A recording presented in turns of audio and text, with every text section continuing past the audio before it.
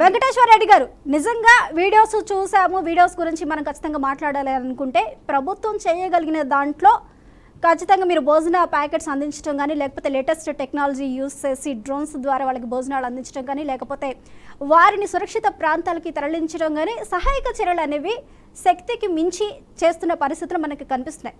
మనం విమర్శించాలి అన్న విషయాన్ని పక్కన పెడితే మీరు చూస్తుంటే మీకు కూడా అది అర్థమవుతుంది. కాకపోతే అది పూర్తి స్థాయిలో జరిగిందా లేకపోతే కొంతమేర జరగలేదా అన్నది మనం మాట్లాడుకోవాలి. కానీ అసలు ఏమాత్రం జరగలేదు అన్నది మనం చెప్పలేమండి. ఏమాత్రం జరగలేదు అనేది చెప్పడం కూడా తప్పే. వెంకటేశ్వర రెడ్డి గారు,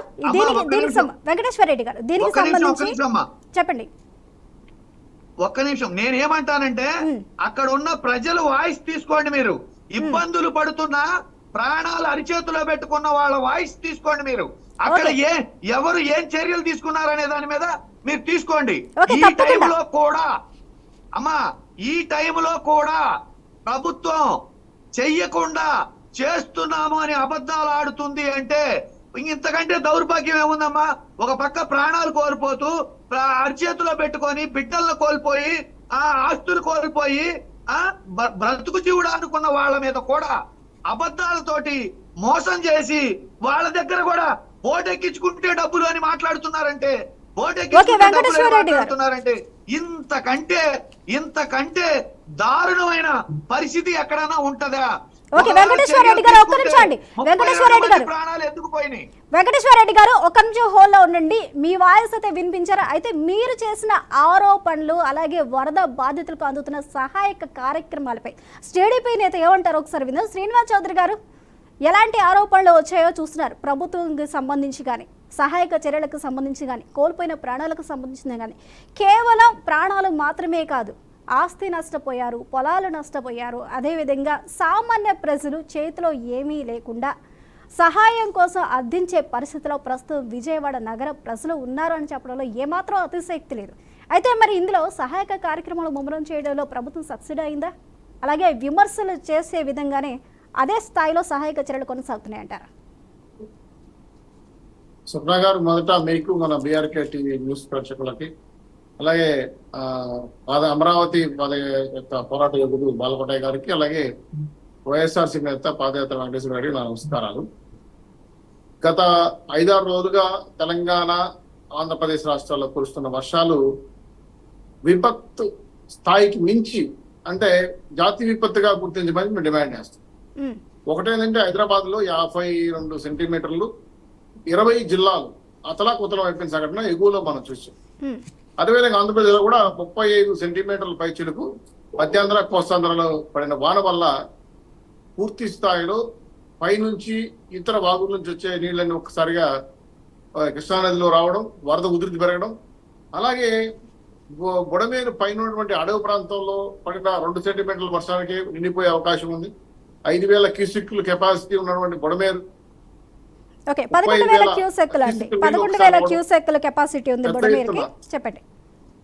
పెద్ద ఎత్తున రావడం వల్ల 38 సెంటీమీటర్లు ఉన్న వంక కుదించకపోవడం వల్ల గతంలో వేంపల్లి లాంటి ఎమ్మెల్యేలు కొంతమంది కలుసుకొని బుడమేరులో అక్రమాలు భారీ ఎత్తున నిర్మించడం వల్ల బుడమేరు చిన్నదైపోయింది. విశాఖపట్నంలో నుంచి లేదంటే ఇంకో ప్రాంతం నుంచి వచ్చే వరదలు వేరు, కృష్ణానదికి వచ్చే వరదలు వేరు. అలాగే కృష్ణానదికి దక్షిణంగా ఉత్తరంగా ఉన్నటువంటి చెరువులు నిండిపోయిన తర్వాత ఎక్కడికి వచ్చి అవుతాయి, ఆ నీళ్ళని అవుతున్న విషయం స్పష్టంగా ఇరిగేషన్ డిపార్ట్మెంట్ తెలుసు. అయితే గత ప్రభుత్వాలు ఉండి ఏమాత్రం ఇరిగేషన్ ప్రాజెక్టులో కనీసం తట్టమట్టి కూడా వేయకుండా, 7 గంటలు పడినా బుడమేరుకి కనీసం ఒక తట్టమట్టి వేయకుండా పూర్తిగా విస్మరించి ఆక్రమణకు గురైన బుడమేరుని ఈరోజు విజయవాడ దొక్కదానిగా మారిపోయింది. ఈ వరదల్లో బురద రాజకీయాలు నాకు అర్థం కావట్లేదు. జగన్మోహన్ గారు మాట్లాడుతున్నారంట, ఒక మాట అన్నాడు, నాకు అర్థం కాలేదు. బస్సు స్వప్న గారు మీకేమైనా తెలుసుంటే చెప్పండి. మ్యాన్ ప్లేడ్ ప్లేట్స్ అంటే మ్యాన్ ఫెయిడ్ ప్లేట్స్ అంట. అంటే చంద్రబాబు నాయుడు గారు హెలికాప్టర్ వేసుకొని పోయి పైన మేఘాలు చిల్లు కొడితే అవి వచ్చి ఆ నీళ్లు పడితే ఇది మ్యాన్ ప్లేట్ వరద పొంగింది అనమాట. అలాగే కృష్ణానది వాటరు మాక్సిమం లంక ప్రాంతాలు ముంచలేదు, కృష్ణలంక ప్రాంతాలు రాలేదు, అది జనరల్ గా వెళ్ళిపోయి. అయితే ఎక్కడో బోట్లు కొన్ని కొట్టుకొచ్చి అవి గేట్ల దగ్గర తగలం, ఆ గేటుకు సంబంధించిన కొంత పరికరాలు ఇరిగిపోవడం చూసాం. నేను స్ట్రైట్ గా అడుగుతున్నా, మనం రాజకీయాలు చేద్దామా, ప్రజలు కష్టాల్లో ఉంటే ఆదుకుందామా? జగన్మోహన్ గారు వచ్చారండి, గత 5 ఏళ్లలో 3 కోట్ల రూపాయలు ఎగ్ పప్స్ తిన్నారు. 1 రూపాయి ఇచ్చారండి. ఆ 1 కోటి రూపాయలు ఇచ్చాడు. నాకు అర్థం కావాలి. 51 మంది 151 మంది కొన్ని లక్షల కోట్లు దోసుకున్నారు. తలా 1 కోటి రూపాయలు 150 మంది ఇచ్చి 150 కోట్లు ఇచ్చి వాళ్ళే అన్నదానం చేస్తున్నారు.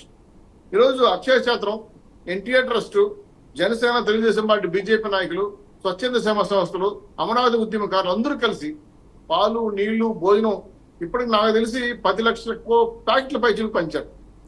ఇవి కళ్ళ కనబడుతున్నాయి. అయితే నిన్ననే ఒక కెమెరామ్యాన్ మీడియా వాళ్ళు అడిగారు, సార్ 8 అడుగులు లోతుంది, 15 డివిజన్లు మునిగిపోయినాయి, మేమే కాల్ తీసి బయట వెళ్ళిపోతున్నాం, మీరు ఎలా రాగలరు వీడికి అని ఆవిడ ప్రశ్నించింది.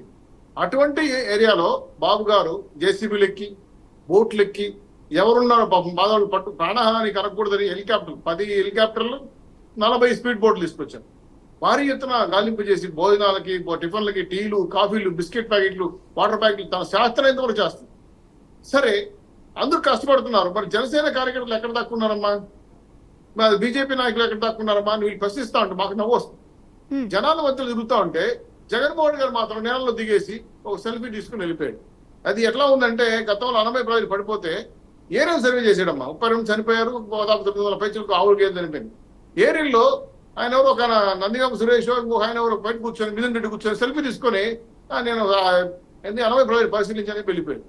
అదేవిధంగా గుంటూరు వరదలు వచ్చాయి గతంలో. అప్పుడు జగన్మోహన్ గారు ముఖ్యమంత్రి గారు ఎక్కడమ్మా స్టే చేసుకున్నారు, ఎవరు మా రైతుల నుంచి పైన ఇచ్చారు, అది ఎలా తీసుకున్నారు మీరు చూశారు కదా. ఒక ముఖ్యమంత్రిగా తన శక్తికి మించి 74 ఏళ్ల వయసులో ఆయన ముసలోడు, జబ్బులు నేతలు చేశాడు. మరి 40 ఏళ్ల ముసలోడు 42 ఏళ్ల ముసలోడు ఏమయ్యాడు జగన్మోహన్ రెడ్డి? ఎక్కడ పోయాడు? ఎలా తక్కున్నాడు? ఎందుకు సేవ చేయలేకపోతున్నాడు? నేను ఒకటే, మీరు రాజకీయ విమర్శలు ఉంటే రాజకీయంగా చేయండి. ప్రజల్లో కష్టాలు ఉండేటప్పుడు ప్రతిపక్షం, ఆపక్షం, అధికార పక్షం కాదు, అందరూ దిగి సమైక్యం కాపాడుకోవాలి, ప్రాణహాని రాకుండా కాపాడుకోవాలి, వాళ్ళకి భోజనం, నీళ్లు, తాగునీరు ఇవ్వాలి. వీలైతే మీ శక్తికి మించి కాకపోయినా మీ శక్తి మేరకు సాయం చేయాలి. ఇక్కడ ఎవరో కొంతమంది బయట ప్రాంతాల నుంచి కూడా వచ్చి, ఖమ్మం నుంచి, తెలంగాణ నుంచి తీసుకొచ్చి ఆహారదానం చేస్తా ఉంటే ఇక్కడే ఉండి ఈ రాష్ట్రాన్ని దోచుకు తిని, పంచుకు తిన్న కొన్ని రాజకీయ పార్టీ కన్ను కనపడట్లా బయటకు వచ్చి బూతులు మాడుతున్నారు. ఇది చంద్రబాబు నాయుడు క్షమాపణ చెప్పాలంట. బుడమేరు మునిగిపోవడానికి కారణం, ఈ వరద రావడానికి కారణం, ఈ 32 మంది చనిపోవడానికి కారణం కేవలం జగన్మోహన్ రెడ్డి గారే.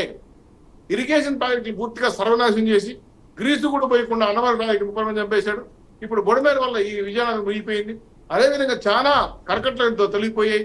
భారీ ఎత్తున ఇరిగేషన్ ప్రాజెక్టులు నాశనం చేయడానికి కారణం ఒక జగన్మోహన్ గారే. ఈ విషయం తెలుసుకొని ఈ విషయం మాట్లాడి వదిలేసి మేము రాజకీయాల నుంచి పక్కన పెట్టాం. ఇప్పుడు తక్షణమే కావాల్సిన నిజానికి సహాయం, ఆకలిగా ఉన్నట్టు అన్నం పెట్టాలి. ఈరోజు పూర్తి స్థాయిలో సింగనగర్ కొన్ని ప్రాంతాల్లో భారీగా 8 అడుగులు పైచి నీళ్లు నిలిచిపోతే కనీసం సహాయ సహకారాల్లో పాల్గొనకపోయినా ఇదిగో మా విరాళం, లేదా మా భోజనం పొట్టలో మా నీళ్ళ ప్యాకెట్, మా ఎవరో ఎక్కడో దూర ఏ సహాయం చేయకుండా నాకు అర్థం కాలేదు. శ్రీనివాస్ చౌదరి గారు, ఇక్కడ సహాయం ఎవరు చేయాలి ఏంటి అన్నది కూడా వాళ్ళు చెప్తున్నారు. అయితే సహాయం ఇలాంటి విపత్కర పరిస్థితుల్లో ఒక అధికార పార్టీలో ఉంటే మాత్రమే అక్కడ చిక్కుకున్న ప్రజలకు సహాయం చేయాలని ఏమీ లేదు. ఇన్ని రోజులు ప్రతిపక్షంలో ఉండే 5 సంవత్సరాలు ప్రజలు ఇచ్చిన అధికారాన్ని అనుభవించిన వారు కూడా ప్రజల్లోకి రావాలి, వారికి తోచిన సహాయం చేయాలి. కనీసం భారీ ఎత్తున చేయకపోయినా వారి పరిధిలో, వారి నియోజకవర్గాల్లో అయినా వీరు తిరుగుతున్న పరిస్థితి కనిపిస్తుందా?